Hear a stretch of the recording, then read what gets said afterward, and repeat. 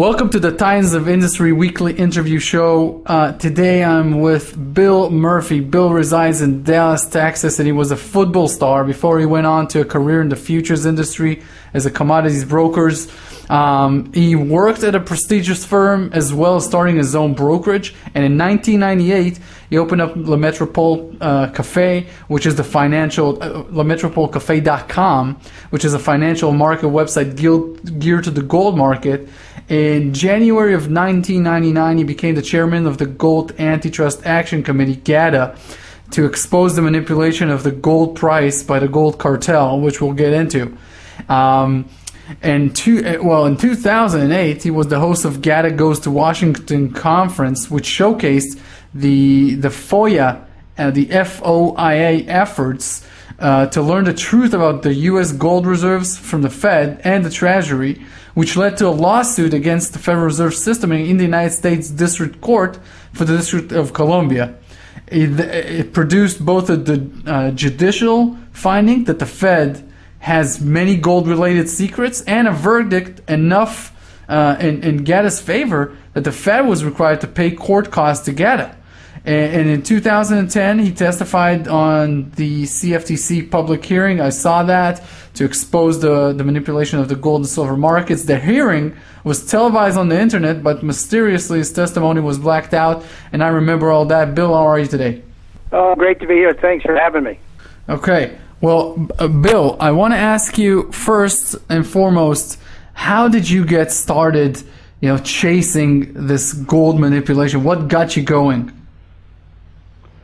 Well, I just started my website, themetropolecafe.com, as you mentioned, and right after that, long-term capital management, this big investment fund blew up, and we had heard they were short a lot of gold before it occurred, and then the price of gold was around 300, and each time it tried to rally, I saw all the bullion banks were stopping it, and then I heard other things that said they weren't going to let the price go up, and they didn't, and it actually stayed down for 2 years, and I started complaining about it, that this was manipulated in a big scandal, and my colleague Chris Powell, who was editor of a daily newspaper in Connecticut, said he was tired of me crying about it, and so that's how we formed GATA. And then once we got going, we realized it was much bigger than we thought, that it included the silver market, it included the Fed, the Treasury, the exchange stabilization funds, the BIS, other central banks, and we realized, again, it was much bigger in scope, and we've been doing whatever we could over the last 18 years to expose it and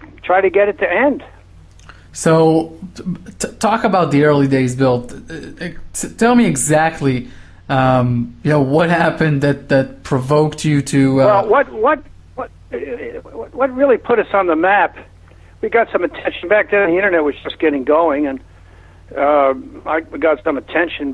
One, I was on CNBC with Ron and Sana, and that was in February of 1999, and that was the last time I've ever been on CNBC in the States, because after they heard what I had to say, that was it, banned ever since. But when the Bank of England in May of 1999 announced they were going to sell 400 tons of gold in advance, which never was done before, because if you want to get a high price for something, you just do it quietly, and that's that. And then you announce it when it's done. But when they announced what they were going to do in advance, the price got beat up, and it didn't go up for nearly 2 years. And that really got us a lot of attention and brought a lot of people in our camp. When they followed the market action, what was going on, they realized the gold market was manipulated. And it's no big deal. I mean, the price was fixed in the late 60s to begin with, and since then, over all these years, all these other rigging scandals have come up, and why wouldn't people expect our government to be involved in manipulating a gold price? Interesting. So Bill, talk about the early years, and I bet you had like these moments where you were amazed at what's going on. You were like, I can't believe this. I got to tell everybody I know. And talk about blunt manipulation that you saw with your own eyes, and how you reacted, and maybe talk even a little bit about the frustration of knowing that this is going on, but it's really part of something so big that it's hard to change? Well, my colleague Chris Powell said the United States would rather discuss our nuclear secrets than what they're doing in the gold market. It's that big a deal. And people say, well, who cares about gold? Well, they do, because it's a public barometer. You know, Paul Volcker, in his memoir said the biggest mistake he made was not rigging the gold price, because when the gold price goes up, it's always looked as something is wrong or bad by the establishment, by the financial press, always. I mean, if you think about it, gold was skyrocketing. What's it saying? It's like a reverse barometer. So that the gold cartel, as I call them, wants to keep the price down. And one of the most frustrating things is we don't have a free press in America. I mean, the Bloomberg reporter has told us she's not even allowed to mention GATA. That's how big a deal it is. I mean, we all these years, as a little kid, you fight the communists, and then we complain that they don't have free markets and free this, and we find out as I get older that we don't either. And it's not only the gold market, which we focus on, but there is something called the Plunge Protection Team, which is well known, and they're in there, working over the stock market at times to prop it up. But it has been frustrating. We've had 4 international conferences, and we had one in Durban, South Africa, and then one in the Yukon, one in Washington that you mentioned, and the last one we had in London at the Savoy Hotel, which was just spectacular. And we've done everything we can to try to get the word out there. My colleague Chris Powell sends stuff to his press list all the time, and they just ignore it. If people want to disagree, that's great, but have the discussion. Don't just ban it. They're just afraid to get it out. Recently, there was Bill Dudley of the Fed was in the south of Virginia, and one of our colleagues asked him a question about, is the U.S. involved in any gold swaps? And the guy was horrified on stage and wouldn't even answer it. I mean, he said he didn't want to get into particulars after he had just gotten into particulars about Germany and getting their gold back. And then as soon as we asked that question, he said, he wouldn't discuss it and moved on. So it is a big deal. I want to ask you about the Federal Reserve System. There's much talk about the formation of the Fed, and if it's a private entity, if it's a quasi-governmental entity. What do you know exactly about the Federal Reserve System and the kind of I wouldn't say ownership of it, but the formation of it? And is there any thing that's important to know that people just do not know about because it's being contained and secretive? Well, that's the point, because it is secret. We don't know a lot of the real deal. All I know, it's the money and power in the United States, and there's a lot of things that go on behind the scenes. And one of the people that we are on top of all the time, and one of the ringleaders of the gold cartel, is J.P. Morgan. Well, J.P. Morgan is the Fed's bank. People pretty much know that, and there's a lot of things that are done that all I can say is that Americans that just aren't aware of, are people around the world, and it's a very powerful entity, and they want to keep it, as secretive as they can. Interesting. So, Bill, I want to ask you now regarding silver. So, GATA is Gold Antitrust Action Committee, but what do you see in silver? It's a much smaller scale market and probably easier to manipulate because it gets less attention. Is the manipulation less or more than gold in what you've seen? And why do you think no government is monetizing silver if it has been money in the past, since the dawn of time, basically, for civilizations? Well, that's a good question. We realized after we got going that if they could manipulate the gold price, they had to manipulate silver too, because it could be too much of a dichotomy. If silver was standing out, and everybody would say, "Well, geez, look what what they were doing to gold would become too obvious." So they've involved in manipulating the silver price, and it's really extraordinary what they've been able to do. And it's one thing that the guys I respect the most that know the fundamentals, and Eric Sprott and Dave Morgan, we don't understand where they've come up with the silver supply to keep it down this long. I mean, I personally was looking for silver to go to 100 and not be down here above $16 an ounce.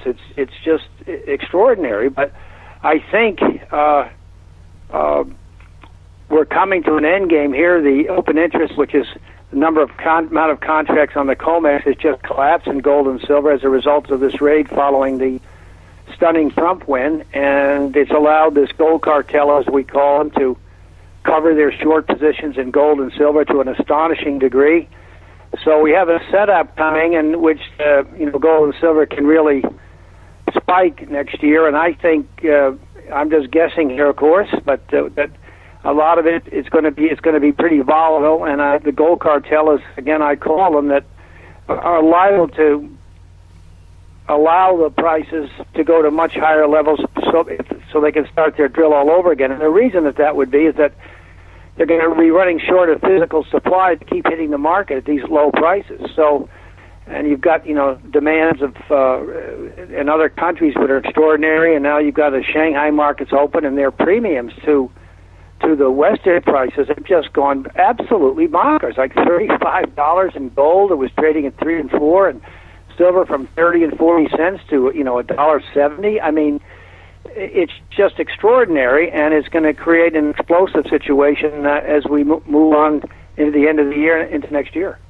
And do you think there's a point to the amount of gold reserves that the Russians and the Chinese are buying right now? What are they signaling geopolitically to the Western world? Because they're buying a record amount of gold. Obviously, China is also mining gold at the highest rate on the planet. I mean, what's going on? Well, I can tell you this, that the Russians and Chinese know what GATA knows about the manipulation of the gold and silver markets and how artificially low the prices are. I say that because through this gold cartel, they've been feeding gold and silver secretly into the market to keep the prices down. We know that, versus the lease operations and so on. But Putin's top economic advisor, Andrei Brykov, has been to 2 of our conferences. It's said it was one of the finest conferences he's ever been to. We know through the Chinese Sovereign Wealth Fund, which I've talked to 3 times, that they know exactly what's going on in the gold market. So it makes sense that the Russians and Chinese want to accumulate while the West is just dumping this gold that's really cheap. And it's eventually going to be a big deal, when this manipulation efforts at these levels blows up. How does one measure the true wealth, the true worth of a gold ounce in dollar terms? How do you calculate, in your opinion, what gold should be in a fair market system where the currency is backed by gold? And throughout history, or recent history, I know that gold has been backing the currency by 100%. There's times where it was doing it at 40%, and so where's the equilibrium here? Well, I'll leave that to smarter minds than me, but I can say this, that if, according to James Turk, who's been one of our big supporters and spoken at our conferences and is a brilliant man in that regard, has often said that gold should be around $3,300 an ounce if it had just kept up with inflation. That's how undervalued it is right now, and that just take out all the other issues of debt and quantitative easing and all sorts of things. I mean, here we are talking less than 1,200, and it should be more than 3,300. Understood. Is it true that silver is one of the only commodities that has not surpassed its 1980 high? Is there any other commodity on the planet that is selling for less than it did 35 years ago, 36 years ago? Another great point. And 1/3 less than it did. I mean, it's just astounding. And that's why I think once they lose control, and my guess is when silver takes out 21, it's going to be very volatile on the upside, and you're going to have it take out that $50 high in 1980, and it's going to shoot for 100. And yes, it could go much higher than that, of course, but I'll be very happy with $100 an ounce. Do you think that the gold and silver bullion holders, people that hold gold and silver as bullion, do you think they buy physical for the right reasons? Well, I can't speak for others. I know the many reasons that it's been brought up and why people buy gold and silver and for protection purposes and et cetera. And I just think it's really advisable for people to have the money to have some own gold and silver for many reasons. And the biggest one of all is coming up is going to be the amount of money is going to be made when their prices soar.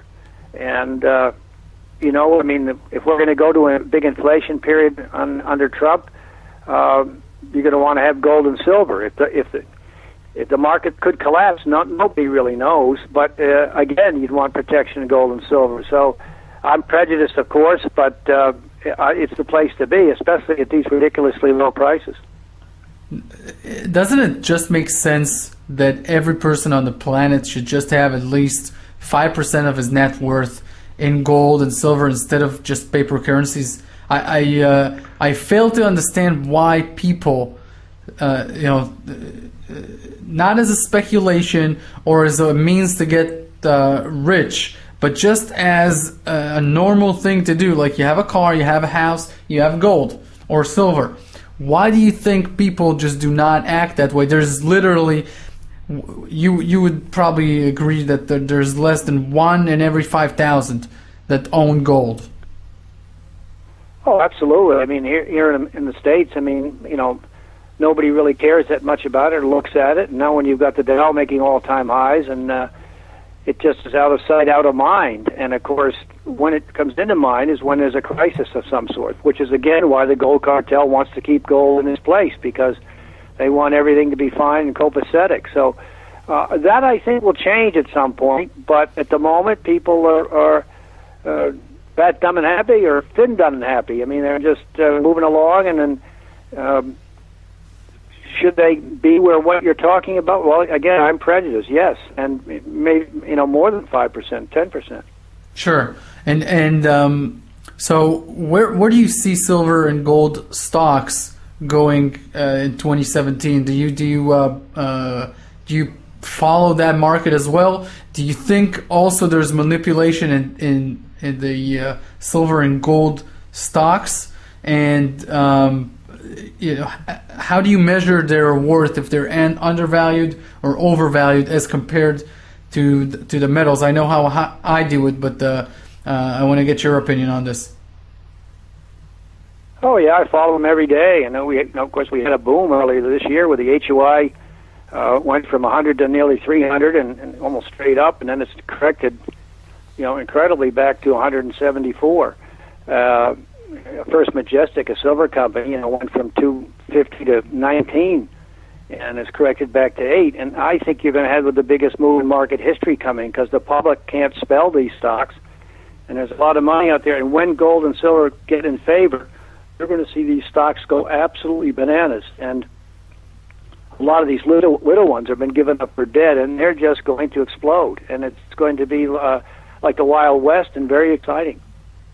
Okay.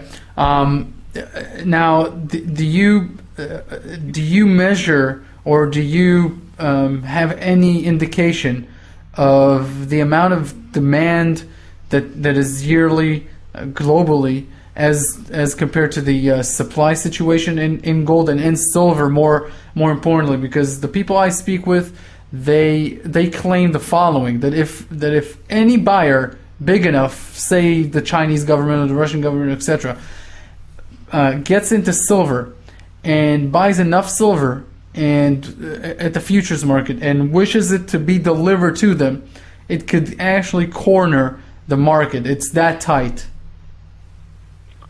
Well, you've got good sources, and that could happen at any time. It just hasn't, and why, I don't know. You got me, but it's coming, and that's why I think silver is going to go absolutely bonkers.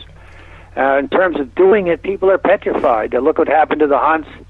I know from Warren Buffett used to run Solomon Brothers, and Fibro was under them, and Jimmy T. Piazza was one of the brokers, and they did something in the futures market in which they were just going after trying to not corner it, but to make a play at silver when it was at $5, and I bought all of this out of the money options, and they went after it. And the government came to Warren Buffett and said, "You can do this, but if you do, you're going to be audited for the next 10 years on everything you can ever think of." And so he told the brokers to get out of the trade immediately. So that's the kind of thing and how sensitive it is, and people are afraid of it. And why other countries don't do it, I don't know yet. Maybe they're just taking their time, but it won't surprise me when they feel it's their time that something like that will occur. Bill, your work is very sensitive. I mean, people have been threatened by numerous entities doing this. You just told us about Warren Buffett getting scared out of trades. Have you ever been threatened or just followed, pursued anything that provokes you to think that if you get too close to the pie, then something could happen to you? Well, it could have been just a fluke. I know after a couple of years of doing this stuff with GATA, it was in a 6-week period. My car was stolen, and then it was found one day after the insurance was paid with money in the front seat, nothing wrong with the car. My website was hacked. Somebody sent out an email and said it was for me, and it was a horror show, and I don't know how that happened. And then a block from my home, I was beat up with brass knuckles, and I live right next to Highland Park, where President Bush lives, and it all happened in a 6-week period, and nothing before and nothing since. Now, was it a fluke? I mean, it could have been, but you never know these things. Now, when you say money in the front seat, you mean bribe money? No. Just that, I mean, somebody was stealing a car, and there was, they didn't do anything in the car, and left money in the front seat, and the cashmere sweater in the back seat. I mean, who steals a car and does that? Sure.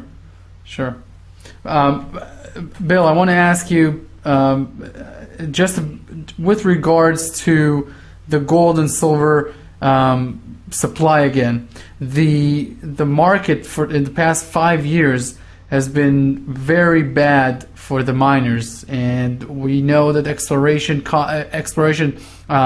funds has plummeted between 2011 and 2015. Some of the biggest CEOs are talking about peak production years in the next decade, and contrary to what's going on in oil and nat gas, where they found all these phenomenal technologies to find and open up new ways of getting the commodity. Gold and silver mining has basically not been developed technologically that much, and supply could be a real problem. Do you see any indication that peak production is coming in gold and silver? Well, I'm not much of a quant in that regard, and it's a very good point. And it just takes so much time for this to play out. But what you're talking about is right on the money. And I think from my standpoint, the real key in terms of supply will be when this gold cartel is unable to get enough physical supply from various central banks and whatever they're doing. When that runs out, that'll be more important over the next few years than the production in the ground. And I got to say, I mean, there's been almost no big discoveries. It's the hardest thing to find you can ever imagine, and even when you do, it takes 10 years these days to get it fully permitted and to get it into production, or 8 to 10 years, something like that. So it's this whole thing's going to come to a what I call a tipping point, in which the bad guys are not going to be able to continue doing what they're doing. And I guess it's a bit of a hope trade, as I mentioned earlier, but I mean, the setup for gold and silver to explode is all right here and right now as we go into next year. I mean, it's just they've gotten out of a lot of their short positions, and we could have something very dramatic in 2017. How leveraged is the gold and silver COMEX?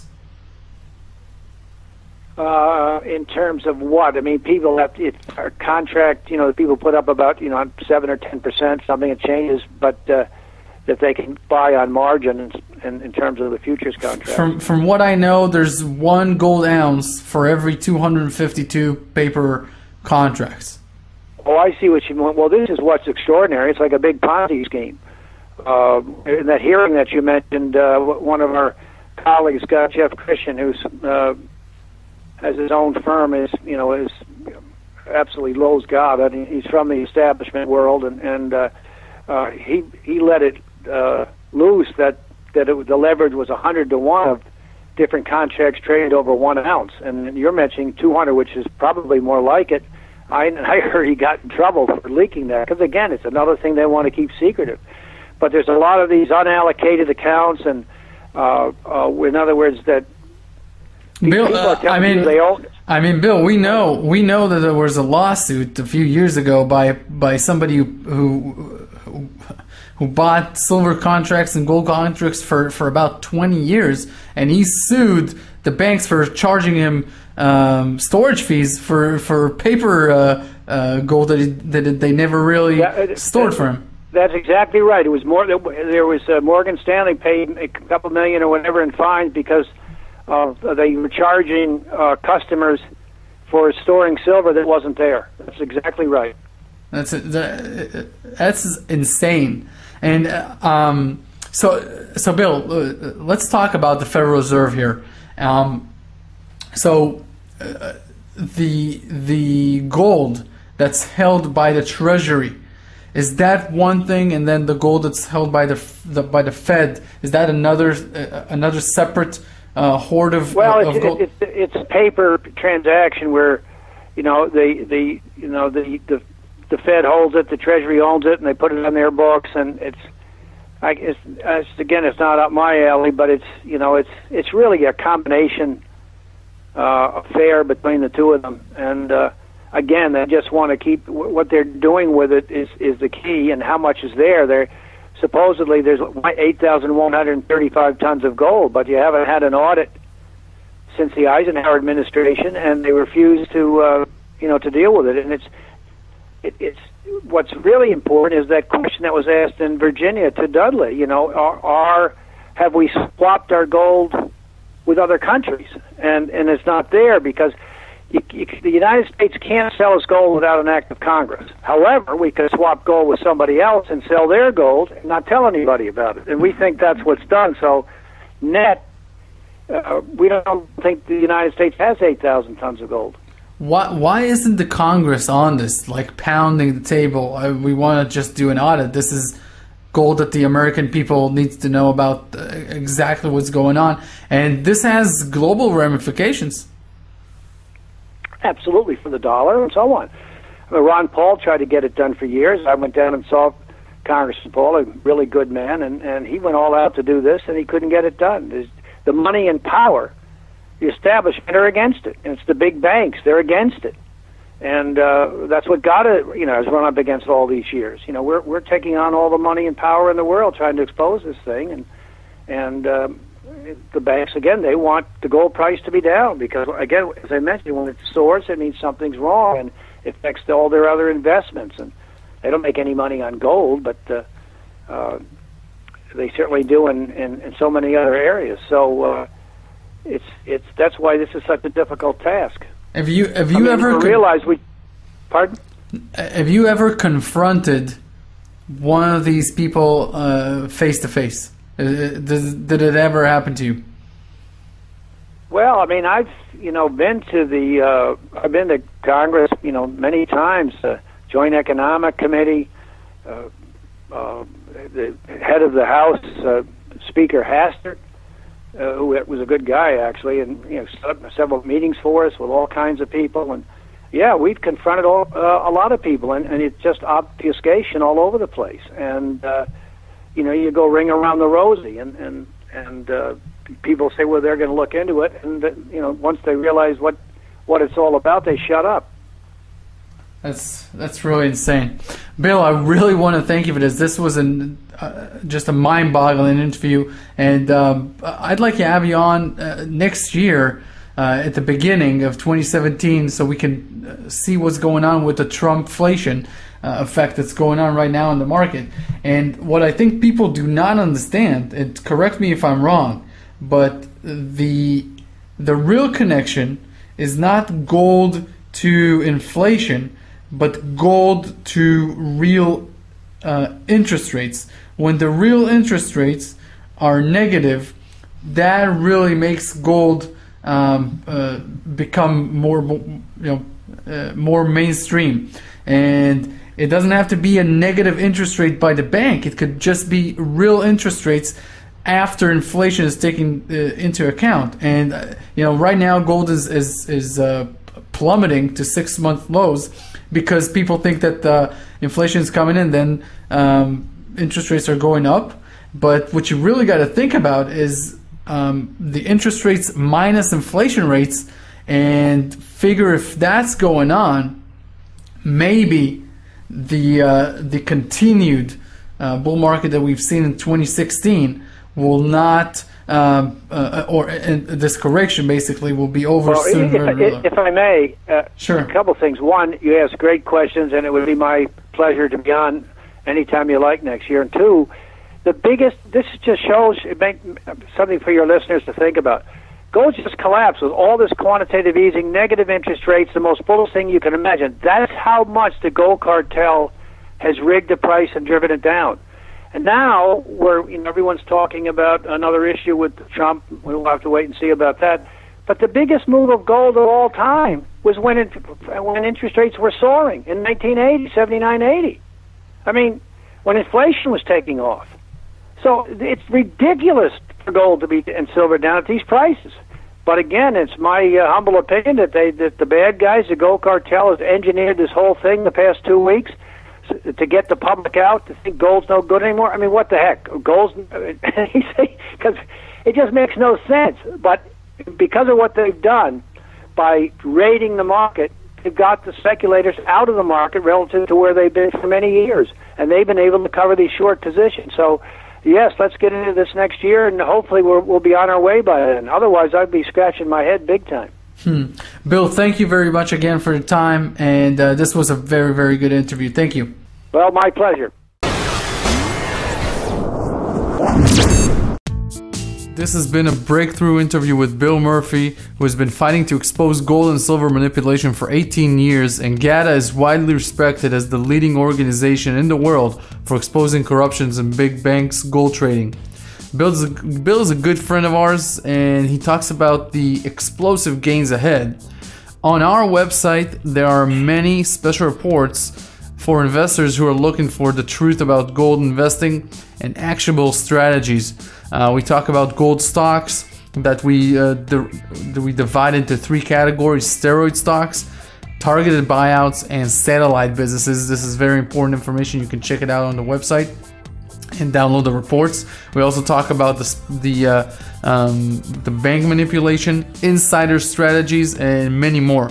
We also just released a wealth stocks issue with 2 companies yielding 8%, actually 8.4 and 8.6%, and that's appropriate for retirees who want active income now in this ultra low interest rate environment. So that's on our wealth stocks tab, as well as in the caption below. Keep tuning in every week for our Times of Industry interviews as we bring on experts and have a no holds bar discussion about finance. Thank you for tuning in this week.